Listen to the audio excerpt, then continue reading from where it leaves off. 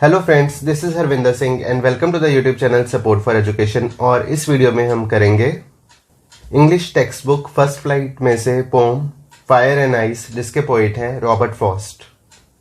दोस्तों, पहले हम इस पोम की लाइन बाय लाइन एक्सप्लेनेशन करेंगे और उसके बाद हम देखेंगे कि पोइट हमें इसमें क्या कहना चाहते हैं और एंड में हम इसके क्वेश्चन आंसर्स करेंगे। तो फिर देर किस बात की, स्टार्ट करते हैं poem fire and ice. Some say that world will end in fire, some say to ice. From what I have tasted of desire, I hold with those who favor fire. तो इसमें poet हमें ये कहते हैं कि दो तरीके से दुनिया खत्म हो सकती है। कौन कौन से दो तरीकों से खत्म हो सकती है? तो कुछ लोग कहते हैं कि फायर से दुनिया खत्म हो सकती है और कुछ लोग कहते हैं कि आइस से दुनिया खत्म हो सकती है। और इसमें फायर का क्या मतलब है? क्या फायर का मतलब आग है? जी नहीं, इसमें फायर का मतलब है डिजायर, डिजायर या बुरी इच्छाएं। तो पोएट ने डिजायर को या बुरी इच्छाओं को फायर से कंपेयर क्यों किया है, उसको फायर का नाम क्यों दिया है? क्योंकि जब इंसान की एक बुरी इच्छा पूरी होती है तो वो दूसरी बुरी इच्छा चाहता है, तो इसी तरह उसकी बुरी इच्छाओं की चाहते कभी कम नहीं होती, कभी खत्म नहीं होती और आग की तरह फैलती रहती हैं। इसीलिए पोएट ने डिजायर को फायर के साथ कंपेयर किया है। तो फर्स्ट लाइन का ये मतलब हो गया कि मनुष्य की बुरी इच्छाएं आग की तरह हैं और ये मानव जाति और दुनिया को नष्ट करने का बड़ा कारण बन सकती है। और सेकंड लाइन है सम से टू आइस। तो यहां आइस का क्या मतलब है? आइस का मतलब है हेट्रेड, घृणा। तो इसका ये मतलब है कि कुछ लोग कहते हैं कि जो वर्ल्ड है वो डिजायर्स या फायर से खत्म होगा, कुछ लोग कहते हैं कि हेट्रेड या आइस से ये दुनिया खत्म होगी। और उसके बाद पोएट कहते हैं from what I have tested of desire I hold with those who favour fire. First stanza की थर्ड और फोर्थ लाइन में पोएट अपना ओपिनियन देता है कि कुछ लोग कह रहे हैं कि डिजायर या फायर से दुनिया खत्म होगी, कुछ लोग कह रहे हैं कि हेट्रेड या आइस से दुनिया खत्म होगी। तो लाइन 3 और लाइन 4 में जो पोएट है वो अपना ओपिनियन देता है कि जितना मैंने लोगों के डिजायर्स को देखा है, जितना मैंने लोगों के अनइक्वल और अनकंट्रोल्ड डिजायर्स को देखा है, तो मैं उनके साथ एग्री करता हूं जो कहते हैं कि डिजायर से, बुरी इच्छाओं से दुनिया खत्म होगी। तो अब हम पढ़ते हैं second stanza. But if it had to perish twice I think I know enough of hate to say that for destruction ice is also great and would suffice। तो इसमें पोइट कहता है कि अगर ऐसा हो कि अगर दुनिया को दो बार ही खत्म होना हो, पेरिश का मतलब होता है डिस्ट्रॉय या डाई, कि अगर दुनिया का अंत दो बार ही होना हो तो भी इस दुनिया में इतनी ज्यादा नफरत है जो दुनिया को तबाह करने के लिए काफी है। सफाइस का अर्थ होता है बी सफिशिएंट या पर्याप्त या काफी। तो दुनिया में इतनी नफरत है जो दुनिया तबाह करने के लिए काफी है। तो दोस्तों, ये तो थी लाइन बाय लाइन एक्सप्लेनेशन। अब हम इसकी राइम स्कीम देखते हैं फर्स्ट स्टैंजा की। तो राइम स्कीम हम कैसे देखते हैं कि लास्ट वर्ड देखते हैं और उसके साउंड को नाम देते हैं। तो फर्स्ट लाइन का लास्ट वर्ड है फायर, हम उसे ए नाम दे देते हैं। सेकंड है आइस, तो ये मैच नहीं कर रहा तो हम इसे बी साउंड दे देते हैं। तो थर्ड है डिजायर, जो कि फायर से मैच कर रहा है तो उसको ए नाम दे देते हैं। और फायर भी तो ए साउंड, ए उसको नाम दे देते हैं। तो फर्स्ट स्टैंजा की राइमिंग स्कीम हो गई ए बी ए ए। और अगर हम सेकंड स्टैंजा की राइमिंग स्कीम देखें तो ट्वाइस को हम नाम दे देते हैं ए, हेट को बी। तो आइस और ट्वाइस मैच करता है तो इसको ए, ग्रेट हेट के साथ राइम मैच कर रहा है तो बी, और सफाइस ट्वाइस के साथ राइम मैच कर रहा है तो ए। तो सेकंड स्टैंजा की राइम स्कीम हो गई ए बी ए बी। तो फटाफट हम पोएम को समराइज करते हैं, उसके बाद हम देखते हैं कि हमें इसमें से क्या सीखने को मिलता है और उसके बाद हम इसके क्वेश्चन आंसर करते हैं। तो पोएट हमें ये कहते हैं कि दो तरह से दुनिया खत्म हो सकती है। तो कुछ लोग कहते हैं कि जो दुनिया है वो फायर या डिजायर से खत्म हो सकती है, कुछ लोग कहते हैं कि दुनिया आइस, हेट्रेड से खत्म हो सकती है। और उसके बाद पोइट ये कहते हैं कि जितना मैंने अपने लाइफ का एक्सपीरियंस किया है, जितना मैंने लोगों के डिजायर्स को देखा है, तो मैं उनके साथ जाना चाहूंगा जो लोग मानते हैं कि ये जो दुनिया है ये डिजायर के साथ खत्म हो जाएगी। और उसके बाद पोइट कहते हैं कि अगर दुनिया को 2 बार ही खत्म होना हो तो इस दुनिया में इतनी नफरत है, इतनी घृणा है, जो कि दुनिया को तबाह करने के लिए काफी है। और हमें यह भी पता होना चाहिए कि जो पोइट ने डिजायर को फायर के साथ क्यों कंपेयर किया है और नफरत को, हेट को आइस के साथ क्यों कंपेयर किया है। वो इसलिए कि अगर किसी मनुष्य की एक बुरी इच्छा पूरी होती है तो उसको दूसरी बुरी इच्छा आ जाती है उसके मन में, फिर जब उसकी वो इच्छा पूरी होती है तो उसके मन में तीसरी बुरी इच्छा आ जाती है। इसीलिए उसकी बुरी इच्छाएं वो आग की तरह फैलती जाती हैं। इसीलिए पोइट ने डिजायर को फायर के साथ कंपेयर किया है। और नफरत को आइस के साथ क्यों कंपेयर किया है? क्योंकि अगर हम एग्जाम्पल लेते हैं आइस का, अगर हम आइस को अपनी बॉडी में काफी देर तक एक पार्ट में रख ले तो वो हमारा जो पार्ट है, वो बॉडी का पार्ट है, वो नम हो जाएगा, सुन्न हो जाएगा, या वो इनसेंसिटिव हो जाएगा, कोल्ड हो जाएगा। तो इसी तरह जो नफरत है वो हमें ह्यूमैनिटी के प्रति इनसेंसिटिव बना देती है, वो हमारे अंदर की अच्छी फीलिंग्स को खत्म कर देती है और ये इनडिफरेंस का कारण बनती है। और नफरत अगर होती है हमारे मन में किसी के प्रति तो हम उससे बात नहीं करते, तो हम ये कह सकते हैं कि एक तरह से हमारी उसके साथ कोल्ड वॉर शुरू हो जाती है जब मन में नफरत होती है और बातचीत नहीं हो रही होती। तो इसीलिए पोएट ने आइस को हेटरेट के साथ कंपेयर किया है। तो ये कंपैरिजन पोएट ने क्यों किया है ये हम सबके लिए जानना जरूरी है। तो इस पोम से हमें क्या क्या पता लगा कि जो डिजायर है वो फायर की तरह है। मनुष्य ये चाहता है कि उसकी इच्छाएं, जिसका अर्थ है इसमें बुरी इच्छाएं पूरी हो, नहीं तो वो उनमें ही डूबा रहता है। और जिस व्यक्ति के मन में हेट्रेड होता है उसके मन में दूसरों के प्रति अच्छी भावनाएं या गुडविल नहीं होती। और हमें यह भी सीखने को मिलता है कि हमें अपने इमोशंस पे कंट्रोल रखना चाहिए, नहीं तो हम अपनी लाइफ को रून कर लेंगे, खराब कर लेंगे। तो इस पोम से हमें यह सीखने को मिला कि हमें अपनी बुरी इच्छाओं को त्यागना चाहिए, अपने मन से नफरत है वो निकाल देनी चाहिए और अपने इमोशंस में हमें काबू रखना चाहिए। अब हम करते हैं इसके क्वेश्चन आंसर्स। तो सबसे फर्स्ट क्वेश्चन है, there are many ideas about how the world will end. Do you think the world will end someday? Have you ever thought that what would happen if the sun gets so hot that it burst और grow colder and colder?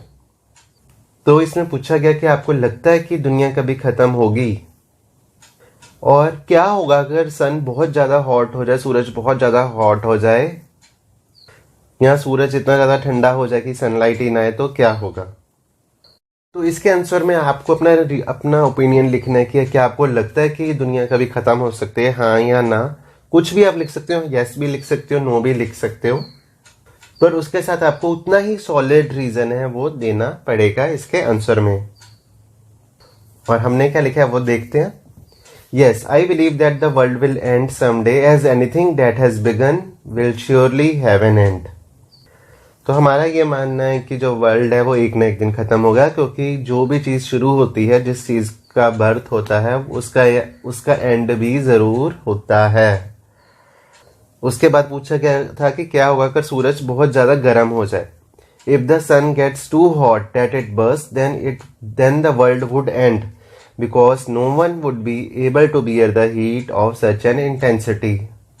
तो सूरज के गर्म होने से दुनिया खत्म हो सकती है, क्योंकि इतनी ज्यादा हीट है कोई बर्दाश्त ही नहीं कर पाएगा। If the sun gets colder we would not be able to survive without sunlight. अगर सूरज ठंडा हो जाए तो हम सनलाइट के बगैर सर्वाइव ही नहीं कर पाएंगे। अब हम देखते हैं second question. For Frost what do fire and ice stand for? Here are some ideas. तो इसमें हमें कुछ वर्ड्स दिए गए हैं, तो हमें यह बताना है कि फायर और आइस किस लिए स्टैंड करते, कि मीन वो किस चीज को रिप्रेजेंट करते हैं। तो फायर स्टैंड्स फॉर ग्रीड, एवाइड्स। एवाइड्स का अर्थ होता है ग्रीड, लस्ट, कन्फ्लिक्ट या फ्यूरी।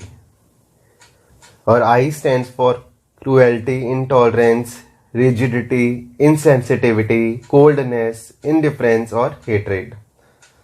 अगला क्वेश्चन है, what is the rhyme scheme of this pome?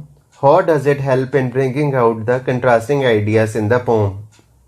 तो राइमिंग स्कीम हमें किसी पोम की रटने की जरूरत नहीं है, क्योंकि क्या होगा कि जब एक्सट्रैक्ट बेस्ड क्वेश्चन हमारे पास आएगा तो उसमें राइम स्कीम पूछी जाएगी। तो हम क्या करेंगे कि हम उस एक्सट्रैक्ट के हर लाइन की लास्ट वर्ड को देख के ही राइम स्कीम बता सकते हैं। तो इसलिए राइम स्कीम का रट्टा मारने की जरूरत नहीं है। तो इसमें इसके आंसर में भी आप पोइम जो कि आपके बुक में लिखी हुई है उसके लास्ट वर्ड्स को देख के राइम स्कीम बना सकते हो। तो हम देखते हैं इसकी राइम स्कीम क्या है। The rhyme scheme of this poem is A B A A B C B. क्योंकि अगर हम एक पूरी पोम को देखें तो फायर को हम नाम दे देते हैं ए, आइस को बी, तो डिजायर हो गया ए क्योंकि वो फायर के साथ उसकी राइमिंग मैच कर रही है, और जो चौथी लाइन का लास्ट वर्ड है फायर वो भी ए है, और जो आइस है ट्वाइस फिफ्थ लाइन का वो आइस के साथ राइम कर रहा है तो वो हो गया बी। हेट ना फायर के साथ उसकी राइमिंग मैच कर रही है ना आइस के साथ, तो हम उसे नाम दे देते हैं सी, तो आइस हो गया फिर से बी। जो ग्रेट है वो हेट के साथ राइम इसकी मैच कर रही है तो हो गया सी, और एंड में सफाइस जो कि आइस के साथ उसकी राइम मैच कर रही है तो वो हो गया बी। तो इस तरह से हम इसकी राइमिंग स्कीम है वो लिख सकते हैं, और हम ऐसे देख भी सकते हैं बहुत ही इजीली। अब हम इसके करते हैं सेकंड पार्ट का आंसर।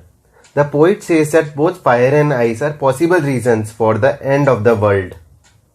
तो fire represents desire and ice represents hatred. Both are strong reasons for the world to end. तो हम ये पहले ही पोम में पढ़ चुके हैं। अब हम करते हैं कुछ एक्स्ट्रा क्वेश्चंस जो कि बहुत इंपॉर्टेंट है। अगला क्वेश्चन है, what is the deeper meaning of the poem fire and ice? तो इस पोम में गहरा मीनिंग क्या है? तो इसका आंसर है, the poem fire and ice represents two evils, lust and hatred, which lead to destruction of the world. According to the poet, fire stands for desire and greed. The more we try to satisfy them, the more they grow. They spread rapidly like fire and ruin our life. तो हम इसको पहले समझने की कोशिश करते हैं कि जो फायर एंड आइस पोएम है ये हमें दो बुरी आदतों के बारे में बताती है, दो एविल्स के बारे में बताती है, लस्ट लालच ग्रीड एंड हेट्रेड नफरत घृणा। तो इससे क्या होता है कि इससे जो पूरा वर्ल्ड है वो डिस्ट्रॉय हो जाता है।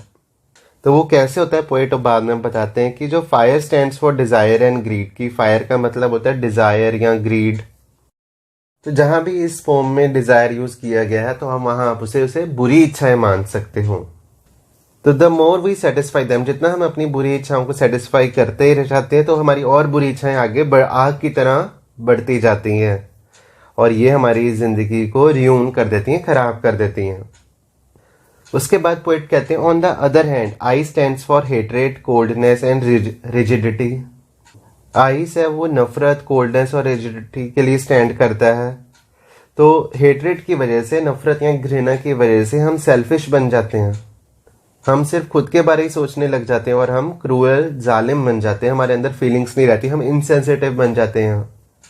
तो इसलिए पोएट कहते हैं, the poet says that both fire and ice, desire and hatred are spreading so rapidly, कि ये दोनों इतनी जल्दी फैल रहे हैं, that it can end the world, उनके बहुत ही जल्द ये वर्ल्ड को खत्म कर सकते हैं। अगला क्वेश्चन है, what does fire and ice stand for and what is the general opinion regarding the world? तो इसमें हम लिख सकते हैं, fire stands for fury greed and lust, ये हम पहले डिस्कस कर चुके हैं। Ice represents hatred insensitivity and coldness, तो ये भी हमें पता ही है।